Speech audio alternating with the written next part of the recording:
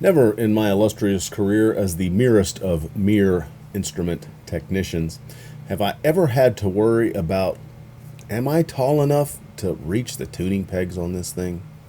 Stand by.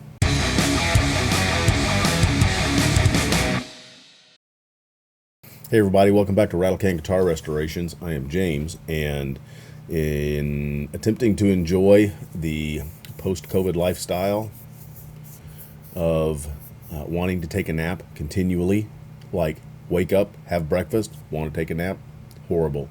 I have a headache, about 8 out of 10 all the time, no fun. And my taste buds are operating at about 30% efficiency, no fun.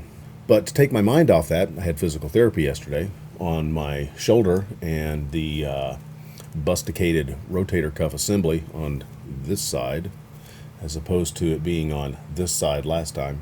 And my physical therapist has thumbs of steel which are able to bury themselves deep into my shoulder assembly, nay, into the very depths of my soul. The axiom of physical therapy holds true. We will make you feel worse before you feel better. The instrument we're talking about today came in to me from a friend of mine who said, I have a bass that has an issue. That's not something we've not heard before. Said, bring it in. You know, there are different kinds of basses. You know, short scale, long scale, 4-string, 5-string, 6-string, acoustic, and then there's the bass, as in the orchestral type of bass. So the appearance was made of a Shen 3/4 scale double bass, and it had a neck that decided it did not want to stay where it currently was.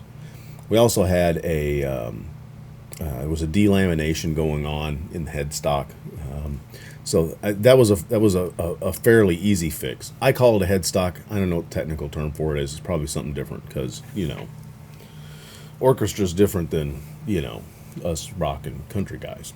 So that was a fairly easy fix. We got that one, got that glued up, blew some glue in there, watered down a little bit of it, got it down in there. Compressed air does a lot for trying to get viscous substances into tiny cracks. So we were able to do that, get that glued up, and let that sit for a while, because he has told me I am in no hurry to get this done. If it's got to get in line, it's got to get in line. That's fine. So then we went on to the next issue, which was this. This is the neck pocket on a 3/4 scale bass, and as you can see, she's a big one, canyonesque, shall we say. And it had some, if you're a European guy, you'll know that the wood glue that you get over in Europe is it's almost translucent, and this had a look like that. It was a whitish glue, but it wasn't like opaque, not like Elmer's glue.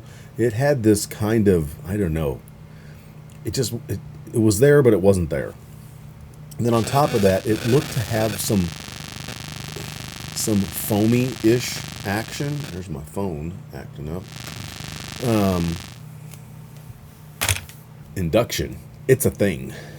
So there were areas, and I don't want to say it was reactive, you know, kind of like the you know, the urethane glues that you get with like Gorilla Glue and stuff like that.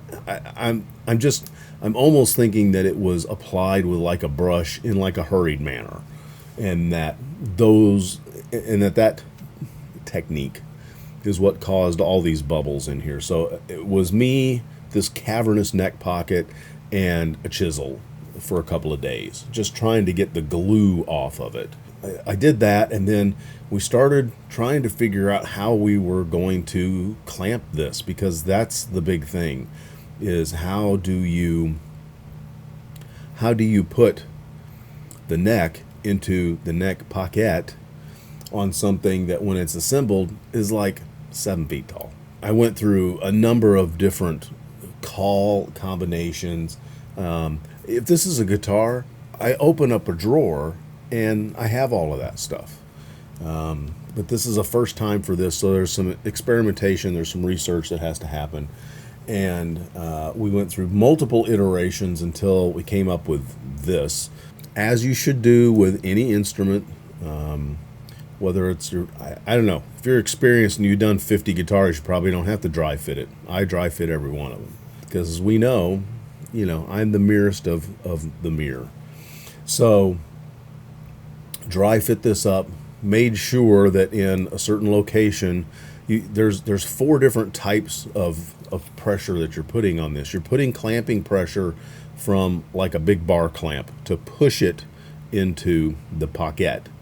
Then there is a strap that goes around the floor peg, around the bottom, up the back, and gently wraps around the E and the G tuning pegs, and that is going to pull pressure this way.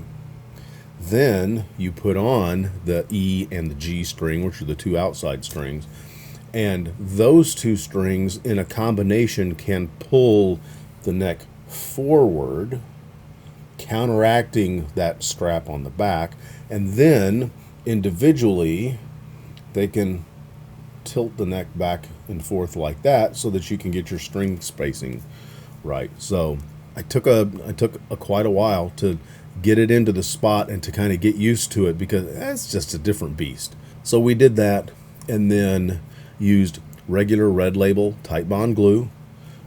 It works for guitars, it'll work for a double bass. And the added benefit of that is if at some point in the future that neck has to be reset and taken out of there, you can just steam it up, get it out of there. And then as you can see, we were able to get it clamped up. And then after fiddling with it for quite some time, got it into the spot where I thought it looked correct. Now the double bass has got a bridge, like cellos, violas, violins, fiddles even. This bridge can move, so I was very particular about making sure that this bridge was equidistant from the F holes. I made very sure that it was in place where it had previously been in place for intonation. Now this is an adjustable style bridge, so there's a little bit of wiggle room in there to work with.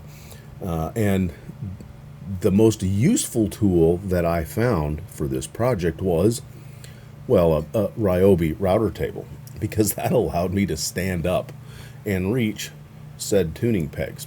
And that does not feel really good, because that's my bad arm. So we were able to get it into the position that I thought it needed to be. We let it sit. I think I let it sit for 3 or 4 days, and then I had the owner come over, and I tried to get it tuned up as best I could, but not a bow kind of guy. So he came over, he spent a little bit of time getting it tuned up, and he played around with it, and surprise, surprise, he's happy. He said it plays good. I took all the goo off of the neck, both the front and the back. I keep wanting to call it I guess it is a fingerboard. I guess it's not a fretboard, but I guess it is a fingerboard. There was a lot of goo on there, and there was a lot of wood on there that was dry. So we cleaned that up, conditioned that up, got the appropriate oils soaking in there, and then wiped off, just so that things are not as icky, gross, dry as they are. He has told me that he has a room dedicated to his instruments now, and that room is temperature and humidity controlled, which is outstanding. And then once he got it all up, he played us a little tune. So I will let you enjoy 20 seconds of that. Give me something pretty.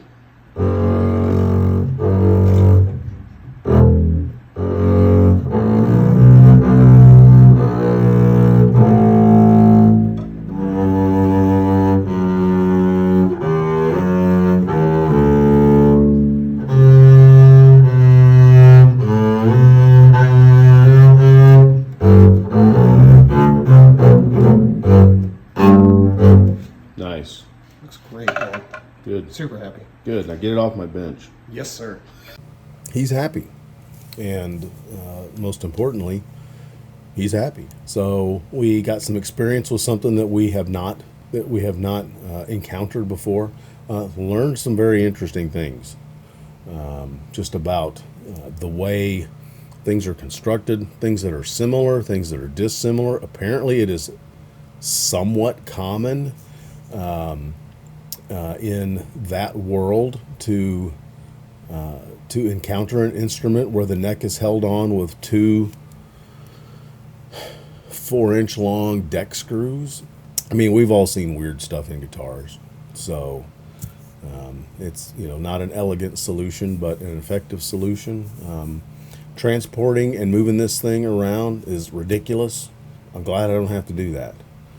So anyways, that is the neck reset and the headstock gluing up repair of a Shen 3/4 scale double bass.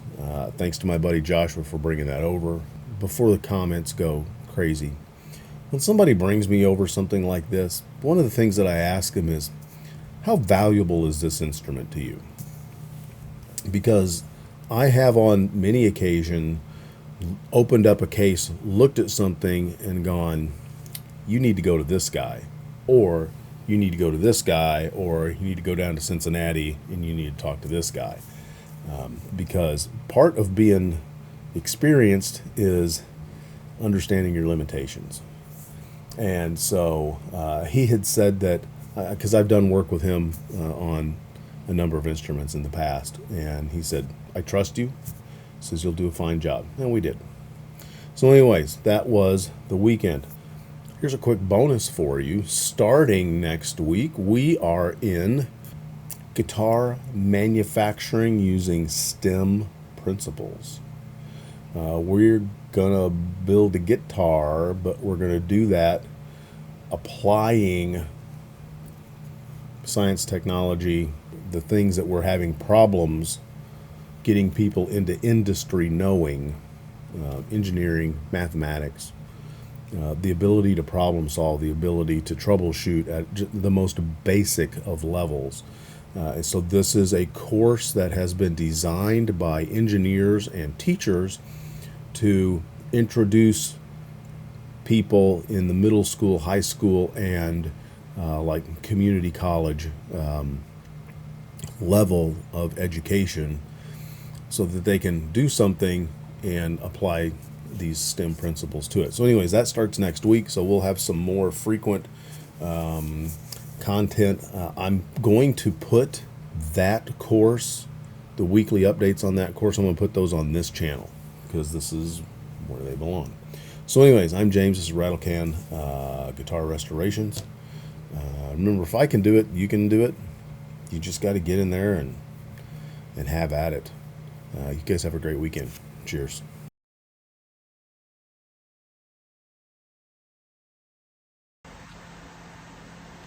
Well, we are well off the beaten path here today, kids.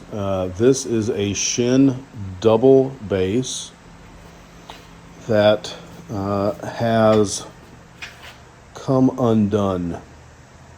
And what I mean by undone is that the neck has come unattached from the body. And I'm not a smart guy. I know that's probably not a good thing. So what we've done so far is we have gone in and we have cleaned out all of the old glue, which is some weird kind of white looking glue, almost like a carpenter's glue, but it's kind of translucent, kind of like the glues that I've seen when I lived over in Europe. So we had to clean a bunch of that out, and there were a lot of gaps and a lot of voids in there that made it, I don't know how it lasted as long as it did. But we went ahead and we got that neck pocket cleaned out. I'm still kind of on the fence. It originally looked like it needed a shim, But now that I have assembled this and gotten this kind of up to tension, we're sitting a little proud here. So I've got 2 pieces of shim stock in there, which is just veneer, a couple of pieces, small pieces of wood veneer. I think I'm going to take one of those out, and then we're going to reassemble this, and we're going to see if we're kind of back to where we need to be. Now, up here, where this there was a separation here in guitars. We would call it the headstock. I don't know, they call it something else up here on the scroll thing. So that has been glued, and we used compressed air to get a bunch of glue stuck in there as far as we could get it. We watered a little bit of it down, blew it in there, and then with some regular thickness got that in. And that seems to have held fairly well, because that's been there for a month and we're okay. There's a little bit of a fitment issue, but we're not gonna mess with that right now. So in trying to glue this thing up, we've got a couple of different things making force upon this joint. One, we have this main bar clamp going across here, and I have got this is just a piece of maple, and I have got a closed cell pad on the bottom part of that, because one of the things that we did do is we cleaned up I guess it's a fingerboard, it's not really a fretboard, is it now? So we got that cleaned up, and we conditioned that. It was dry, it had some schmoo on it, and so we got that all good to go. And so I have another angled spacer here, so that way when we clamp this up, it doesn't go flying all over the place. So this is pushing the neck down into the neck pocket. So there's one source of clamping pressure. Another source of clamping pressure we have this ratchet strap, and that is fixated up here fairly lightly on these pegs, because this peg box doesn't have an open back on it. It's a closed back, so we just kind of gently pull some pressure down on here. We're not very tight at all, but what we're trying to do is we're trying to rack that back. Then what we have is we have the E and the G string strung on there. We have the bridge measured in the middle where we want it, and what we've got there is we have the ability now to twist this with pressure on either this string or this string. This string is consistent all the way up the side. This string is consistent all the way up the side as well. And so I think that is the position that we are going to glue it in. And I've had to come up with a step here, because I'm a short guy, you know. So, I have my new router table / double bass adjustment step in place. And so now what we're going to do is we're just going to loosen things up. Carpenter glue is going to go in there, and what I have got is one of these. Who makes this? This is a Pro Cook model. This is just like a turkey baster or a, I don't know, butter spread or whatever. And I just cut about 2/3 of it off. Now I've got these nice little silicone fingers in here, and it'll make it easy to get the glue in all these little cracks and crevices in here while maintaining the cleanness of my phalanges, so that we don't get glue all over this instrument. So that's what we're going to do. We're going to get it clamped up, and then we're going to adjust it. And the adjustment process for me getting it in place, because we don't do these very much, I guess technically at all, took me, I don't know, probably 10 minutes to kind of get it into place, and that's well within the open time of Titebond 1. That's what we're going to use, just plain red label Titebond. And then once we get it in place, we're going to let it sit. And I'm having technical difficulties with the camera, actually a couple of cameras right now, so you're just going to have to make do with what I just told you. So I'll bring you back when it's done, and then we'll go from there. So anyways, that's what's going on. Hey, if you like this episode of RATTLECAN Guitar Restorations, you might want to check this video out as well. Be sure to subscribe to us on YouTube, and if you'd like to help the channel grow, consider stepping over to our Patreon page and giving that a look. Y'all have a good weekend. Cheers.